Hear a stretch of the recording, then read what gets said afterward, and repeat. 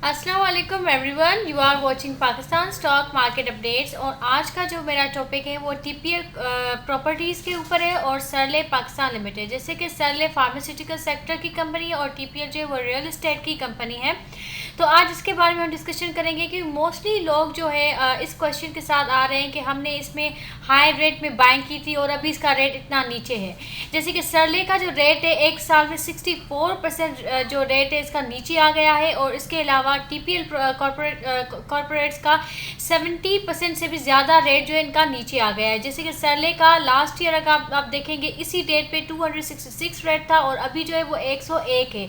ये तो अभी मार्केट थोड़ी बड़ी है इसीलिए थोड़ा इसका रेट 100 से ऊपर आया है, लेकिन पहले जो इसका रेट था वो 100 भी पहुंच गया था। और टीपीएल कॉरपोरेशन का रेट जो है वो अभी 16 पे है, जबकि पहले इसका था 70s 80s में रेट था। So let's start this video. और रीज़न समझाने इस वीडियो में कि क्यों इसके जो रेट है वो इतने नीचे आ गए हैं, कंपनी की कितनी प्रॉफिटेबिलिटी है और कंपनी के करंट जो है न्यूज़ क्या है। सबसे पहले हम बात करेंगे सरले कंपनी के बारे में कि सरले जो है वो पाकिस्तान में आई थी अक्टूबर 1965 और ये लिस्ट हुई थी 1984 एक 2017। अब इसकी एक्टिविटीज़ क्या हैं, प्रिंसिपल एक्टिविटीज़ क्या हैं? ये engage in the manufacturing of pharmaceutical and other consumer products. ये जो कंपनी है सरले कंपनी, ये अभी रिसेंटली ओबीएस कंपनी के साथ जो है वो एक्विजिशन में आई है और इस कंपनी के पास नेक्स्टर कंपनी के 84% की होल्डिंग है और जो आईबीएल है उसकी 70% की होल्डिंग है। इसका जो करंट रेट है वो अभी 100 है और 52 वीक हाई इसका 266.15 है, जैसे मैंने आपको बताया था। और ये 62.42% के डिस्काउंट रेट पे आपके पास मार्केट में अवेलेबल है। इसका जो पी मल्टीपल है वो 8.9 मल्टीपल है। इसके बारे में आगे जानेंगे कि ये एक वैल्यूएबल स्टॉक है कि नहीं है। इसका ईपीएस अर्निंग पर शेयर 11.39 है और फ्री फ्लोट परसेंटेज जो इसकी है मार्केट में वो 45% है। अभी यहाँ पे आपको 4 ग्राफ शो हो रहे हैं।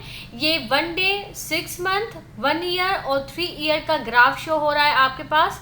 तो यहाँ पे मैं आपको इसकी जो प्राइस फ्लक्चुएशन है वो शो करवाती हूँ कि 3 ईयर पहले आप देखें इसका रेट जो था वो 250 यहाँ पे रेट लिखा हुआ है। इसका रेट टॉप पे अगर आप देखें तो ये 260 को भी क्रॉस कर गया है, 260 से भी ऊपर ये क्रॉस करके गया है। उस वक्त इसका रेट ये था 2021 में इसका 266 था और अभी जो है 3 इयर्स का आपने देख लिया। और 3 ईयर पहले भी मतलब इसका जो रेट था वो 160 से ऊपर चला गया था, 266 तक पहुंचा 3 इयर्स में। उसके बाद जो था फिर नीचे आ गया है, इसका रेट 100 तक पहुंच गया है। देखिए आप यहाँ पे आपको लाइन शो हो रही है कि ये कितना नीचे आ गया है। उसके अलावा 1 ईयर का चार्ट देखें तो ये इतना टॉप पे इसका रेट था 266, ये 1 ईयर का है और अभी इसका 100 तक पहुंच गया है। इतना इसका जो है वो मतलब इतना परसेंटेज इसका जो रेट है वो 50% से ज़्यादा जो इसका कम हुआ है। 6 मंथ्स का आप देख लें, 6 मंथ्स में भी ये डिक्रीजिंग ट्रेंड शो कर रहा है। और 1 डे का अगर आप देखें तो ये इसी रेट पे 100 और 101 उसके बीच में ही वो फ्लक्चुएट कर रहे हैं। अभी हम इसकी डायरेक्ट रिपोर्ट से मैंने इसकी जो प्रॉफिट एंड लॉस स्टेटमेंट है वो लिए। अगर आप कंपनी का रेवेन्यू देखें, कंपनी का भले आप रेवेन्यू देखें, कंपनी के प्रॉफिट देखें वो इंक्रीज़ हो रहे हैं, लेकिन उसके साथ साथ कंपनी के कैश फ्लोज देखना बहुत ज़रूरी होता है। क्योंकि कंपनी भले अपनी प्रॉफिट कमा रही है, उसके बाद जो मतलब उसकी कंपनी की जो रिपोर्ट्स बनती है जैसे कि कैश फ्लोज होती है शीट, वो चेक करना बहुत ज़रूरी होता है। क्योंकि एंड में वही दिखाता है कि कंपनी के पास और कितने कैश इनफ्लोज हैं और कितने कैश आउटफ्लोज हैं। अभी कंपनी का जो रेवेन्यू है वो 22 बिलियन 196 मिलियन 1,31,000 है एंड 2022 मार्च की जो 9 मंथ्स की रिपोर्ट आई है, जबकि लास्ट ईयर सेम मंथ में इसकी थी 19 बिलियन 994 मिलियन। और कॉस्ट ऑफ सेल्स जो है वो इस साल थोड़ी बड़ी है, आप देख सकते हैं 12 बिलियन है, लास्ट ईयर 10 बिलियन थी। इसकी जो ग्रॉस प्रॉफिट है वो मतलब इसने 9.9 बिलियन जो है वो इस साल है और लास्ट ईयर 9.2 बिलियन, इसमें थोड़ा इंक्रीज़ हुआ है। उसके अलावा जब हम ऑपरेटिंग एक्सपेंस, अदर इनकम ये हम कट करते हैं, ठीक है, तो उसके बाद जो इसका टोटल जो प्रॉफिट बिफोर टैक्सेशन बनता है, जब आप फाइनेंस कॉस्ट भी कट कर लेते हो तो वो बनता है 1 बिलियन 474 मिलियन। उसके अलावा जब आप प्रॉफिट आफ्टर प्रॉफिट जो इसका होता है, सॉरी, इसका जो प्रॉफिट बिफोर टैक्सेशन है वो 3 बिलियन 90 मिलियन है। और उसके बाद आफ्टर टैक्सेशन इसका रेट, इसका जो प्रॉफिट टोटल है वो है 2.0 बिलियन, जबकि लास्ट ईयर ज़्यादा था, 2.2 बिलियन था। अब बेसिक अर्निंग जो इसकी हुई है वो 6.51 है। ये कंसोलिडेटेड ऑडिट रिपोर्ट है, एक अनऑडिटेड रिपोर्ट होती है, ये ऑडिटेड रिपोर्ट है। ये मतलब टोटल करेक्ट की हुई है कि 6.51 इसका इस साल ईपीएस था और लास्ट ईयर 6.90 था।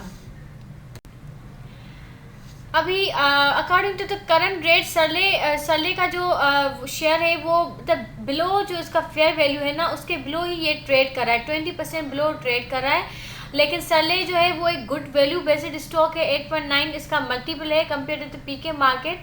इसके अलावा सरले के जो है सरले के पास एसेट्स बहुत ज़्यादा है, लाइबिलिटीज़ इसकी कम है, एसेट्स बहुत ज़्यादा है। लेकिन उसके अलावा जो सरले की अगर मतलब आप देखते हैं कि उनके ऑपरेटिंग कैश फ्लो या कैश इनफ्लोज नेगेटिव हो रहे हैं, उसका रीज़न ये भी मेन रीज़न है कि देखें कि इस वक्त हमारी कंट्री में पॉलिटिकल अनसर्टेनिटी ज़्यादा है, एक्सचेंज रेट में भी फ्लक्चुएशन ज़्यादा है। तो उस वजह से सरले कंपनी जो है उसकी मतलब मोस्टली इंपोर्ट जो होते हैं वो बाहर से आते हैं, तो उस पर नेगेटिव इम्पैक्ट आता है। फिर कंपनी के कैश फ्लो पर नेगेटिव इम्पैक्ट आता है जब डॉलर रेट बढ़ जाता है, और डॉलर रेट की फ्लक्चुएशन से ही इनका ज़्यादा इसकी ज़्यादा से ज़्यादा डॉलर रेट के जो फ्लक्चुएशन की वजह से ही इनकी जो है वो प्रॉफिट में वो आता है, नेगेटिव इम्पैक्ट आता है।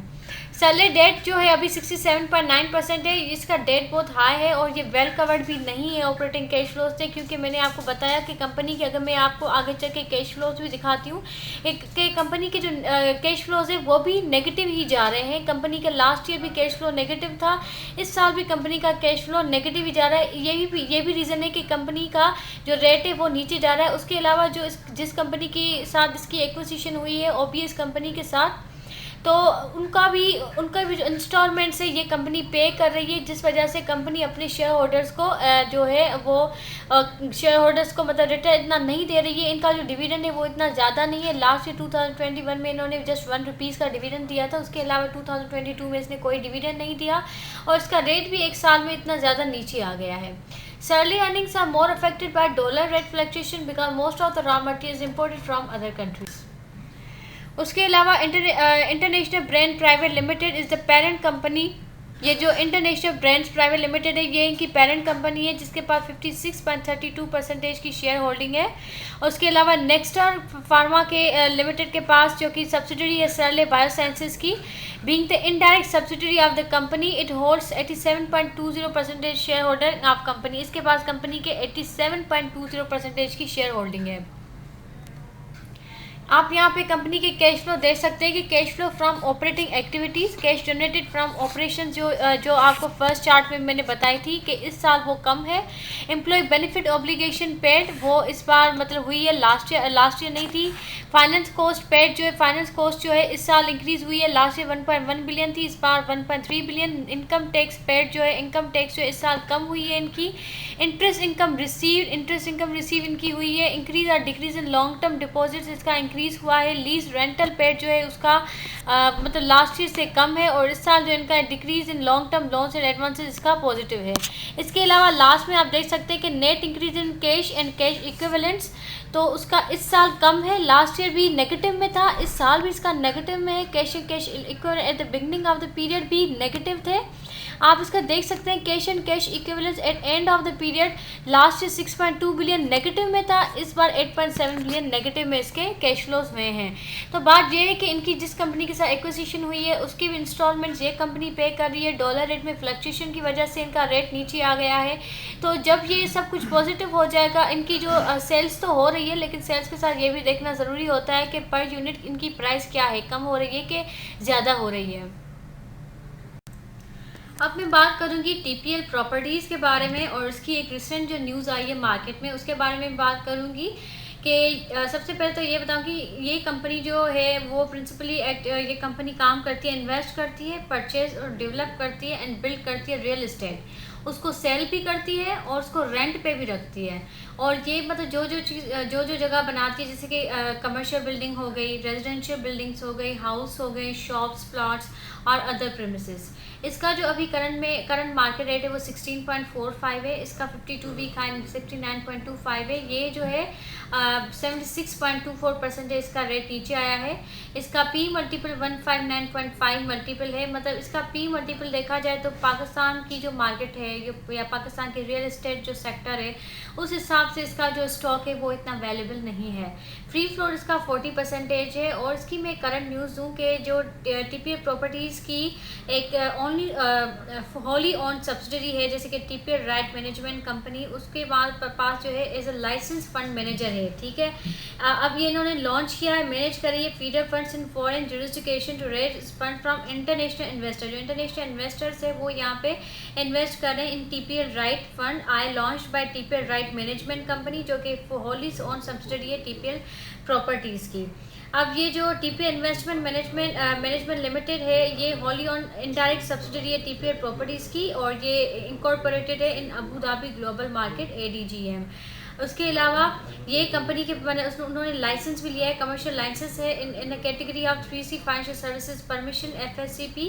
तो ये मैनेज भी कर सकती है collective investment fund with additional FSCP to arrange deals in investment, और एडवाइस भी कर सकती है on investment or credit from the financial service regulatory authority of the Abu Dhabi Global Market under the financial services and market regulations 2015। तो ये अभी क्या हुआ है कि इसमें इसकी जो होली ऑन सब्सिडरी है, ठीक है, वो उसमें इन्वेस्टर जो हैं वो यहाँ पे इन्वेस्टमेंट, जो फॉरेनर इन्वेस्टर हैं वो यहाँ पे इन्वेस्टमेंट कर रहे हैं टीपीएल प्रॉपर्टीज़ में। उसके अलावा यहाँ पे 4 ग्राफ दिए गए हैं, आप देख सकते हैं कि 3 इयर्स पहले इसका जो 2021 के दौरान ही इसका रेट बहुत हाई हो गया था। पहले इसका रेट बहुत नीचे था, फिर इसका रेट बहुत हाई हो गया, और अभी जो है अगेन इसका रेट नीचे ही आ रहा है। और 1 ईयर में इसका जो प्राइस है वो ऊपर ही था। देखिए आप अगर आप पीक पे देखें तो इसका रेट जो है वो 69 तक इसका रेट पहुँच चुका है, और उसके बाद जो है अभी ये नीचे आया 16 पे ट्रेड कर रहा है।